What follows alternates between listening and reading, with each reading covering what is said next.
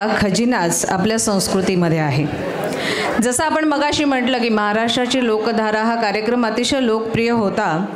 पूर्वी या कार्यक्रमामध्ये आता जे सादर होणार आहे हे लोकगीत गायले जायचं आणि विशेषतः लग्नामध्ये हे गीत नेहमीच गायलं जायचं। त्या काळामध्ये ते खूप अतिशय आवडतीचं आणि फेमस गाणं होतं, परंतु काळाच्या ओघात ते आता लोप पावण्याच्या मार्गावर आहे। तर त्या गाण्याला उजाळा देण्याचा हा एक आमचा छोटासा प्रयत्न आहे।